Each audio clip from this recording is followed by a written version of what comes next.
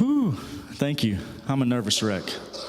I could sing you my testimony, but you probably wouldn't like it, but I'll read it. I wouldn't be nervous if I sung it. I had this thought over there during worship, and this has nothing to do with my testimony, but I thought I would share it. I believe the fact that we as believers don't see breakthrough isn't because of a lack of faith. I don't know why this struck me tonight, but I believe that most of us that have been believers for a long time know what he's capable of doing, have seen him do it. There's probably many in this room that have wanted breakthrough for one thing or another for a long time. And it's not your lack of faith, it's probably your lack of trust that he's actually good and that he actually wants to meet your needs and wants you to have the fullness of him. I'm not talking about the Corvette. I'm not talking about what you want necessarily, but what you need to be complete and whole and who he's created you to be. Anyway, maybe that was for somebody. Maybe it was just for me. All right. So I prayed about, I've got a colored past, so I could probably talk about my testimony like many of you for a long time. I didn't necessarily feel led to talk about how I actually became a Christian. I can tell you that I had great-grandparents that were pastors that were instrumental in giving me an example to follow and how to be a true, sincere disciple and to follow him daily. In my teenage years, I got saved. I grew up having a repetitive dream. In my dream, I would always be walking down the street, and in the sky there would be a cloud, a moon with clouds going over it, and Jesus would come back and I would be left. It was the scariest dream ever. I had the same dream, walking down the same street, same moon, same clouds. In high school, I would be partying, I would be drunk or whatever, high on something. I would look up and I would see the moon and there would be clouds going over it and I would freak out. I'd be like, God, I need to get saved. I don't know. You're going to come back tonight and I'm going to go to hell. So I had that repetitive dream. I was scared to death. Anytime I saw a moon with clouds going over it, I thought the rapture was about to happen and I was out of luck. When I was about 16 years old, I was sitting in my grandparents' living room, and I looked up at this picture on the wall. And it's a well-known painting. It's Jesus praying in the Garden of Gethsemane, and he's just kind of, contemplating on the rock. And in the background, there's a moon with clouds going over it. And something about that moment, my heart was right, and I just fell, kind of in the floor and just started crying, and the conviction of the Lord was on me. And my grandpa comes running in there. I think I shared this on the podcast with Connor, but he comes running in there with his underwear, his whitey tighties, and I think he's like about to spank me or something. I think he felt the presence of the Lord and ended up, walking me through repentance. And I got saved. It wasn't all easy after that. I still struggled with different things, but I never have had that dream since that season, since that night of asking Jesus to come in and to repent and follow him. I want to fast forward to a time so I'd been saved for a few years. I had a call to ministry. I had a heart to serve. I joined an organization called YWAM. It's a missions organization. It's one of the world's most prominent missions organization. They go everywhere. They have training schools, and then they just send you out. So I completed their training schools. I was a missionary for about 4 years. And during this time, I became very sick. I went from about 190 pounds down to about 120 pounds in a matter of months. I couldn't focus. I literally thought I was going crazy. I couldn't sleep. I could not eat. I was very unhealthy. I got very sick. They ran every test on me that they could possibly run with nothing, no insight.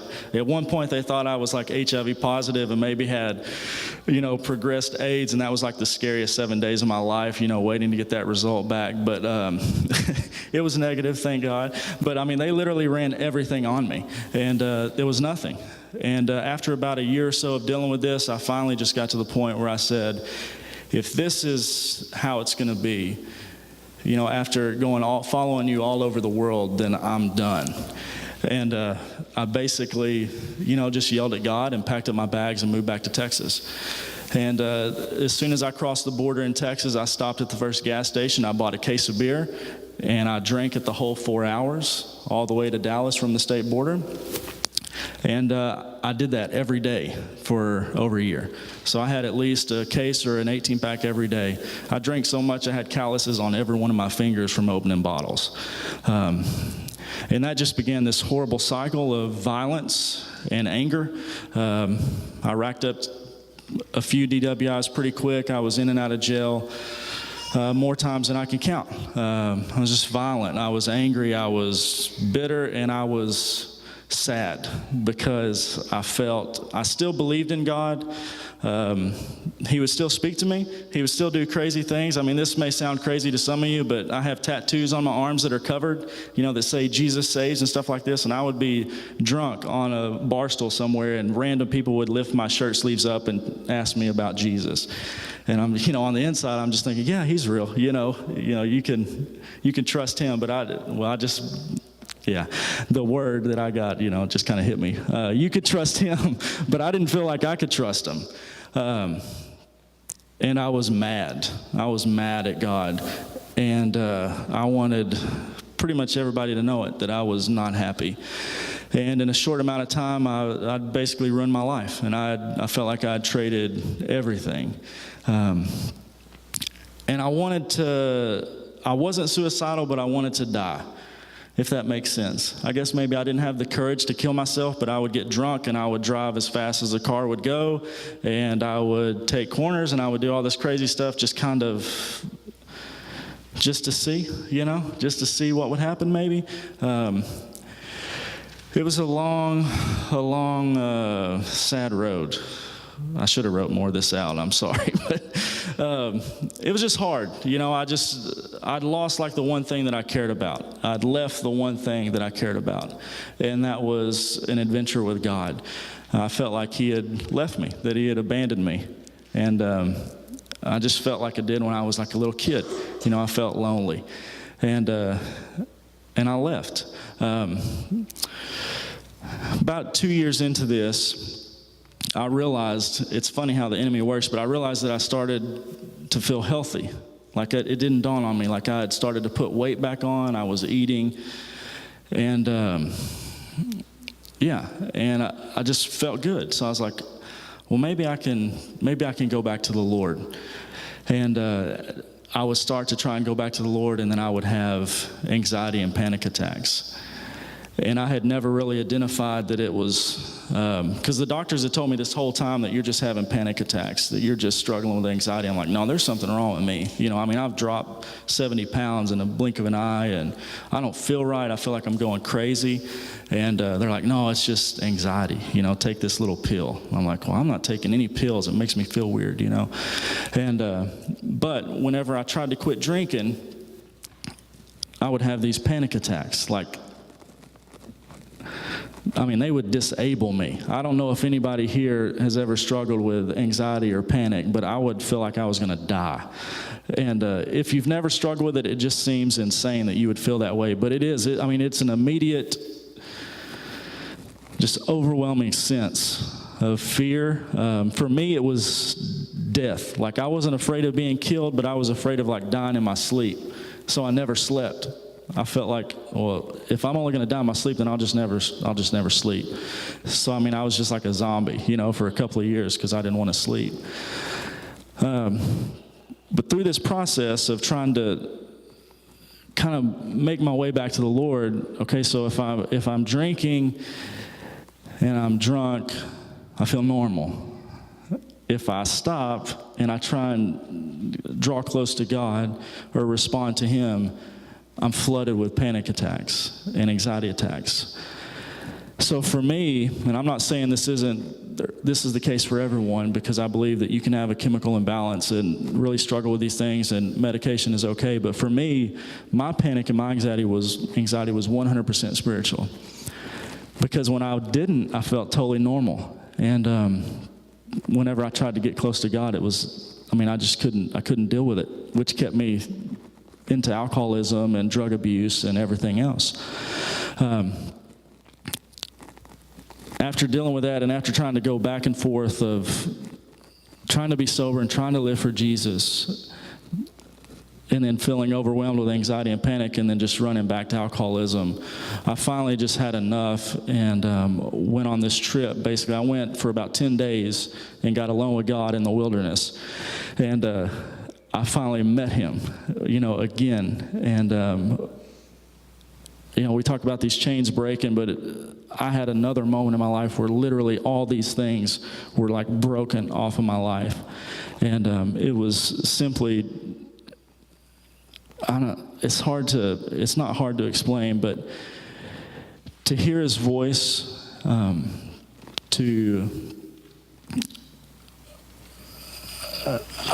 him talk to you like a father, especially somebody that doesn't have one, it's when you meet him in that way for the first time or again, it changes your life. I had believed this lie that I had tasted and seen God, and that I could never be restored. That was the lie that I believed. I'm all over the place. I'm hoping you're following me. But part of my problem is that I just believed that I'd gone and I'd done all these things for God and with God, and then I had just left it all. And I went as far into some of the worldly things that I could go, and the enemy had told me this lie that I had tasted. It's out of Hebrews. I'm not for sure exactly the verse, but there's a verse in the Bible that says, for those that have tasted and seen how impossible it is, for them to come back to God.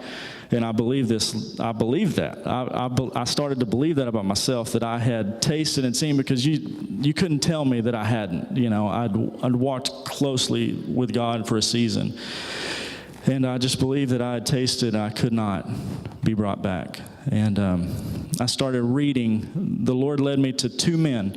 One was King David, and the other was Johnny Cash.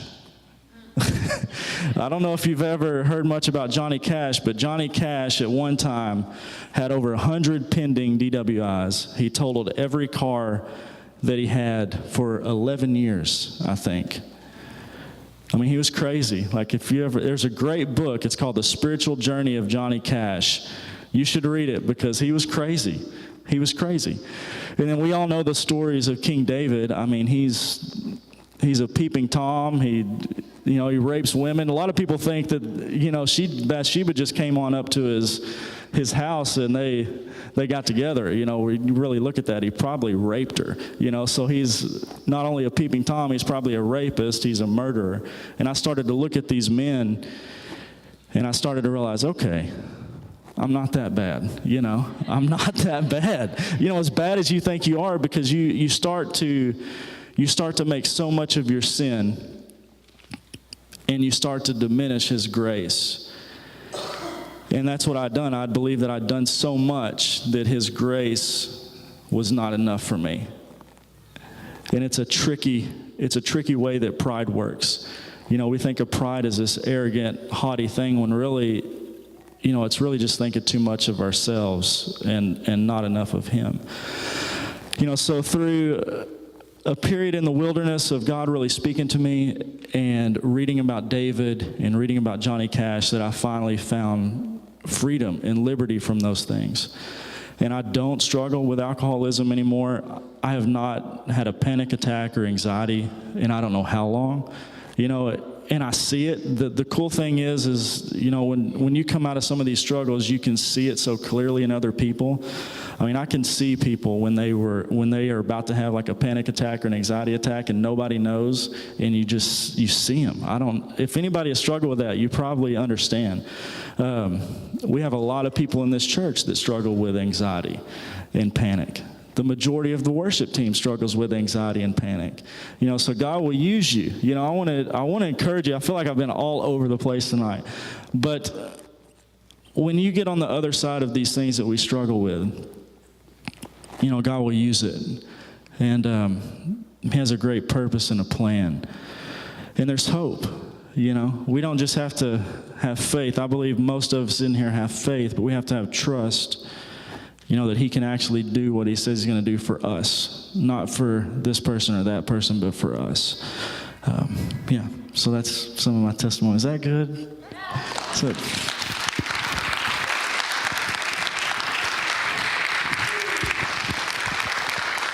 So, Was that good? You know, I genuinely meant what I said about appreciating his vulnerability. He probably thought that I was just like sucking up, but I really wasn't. I really do mean that.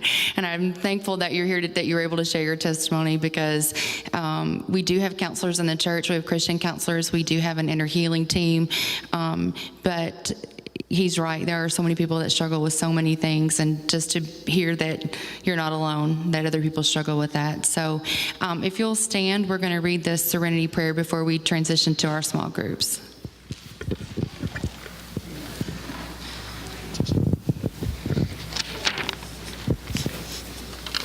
I feel like I'm a pastor. It's an honor to lead you all in prayer this evening.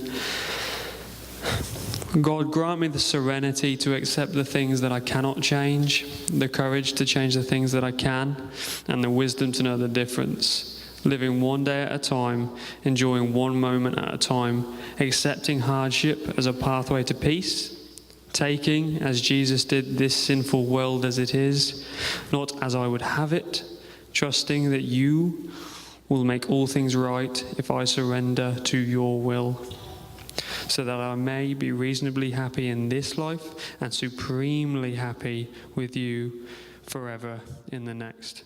Amen.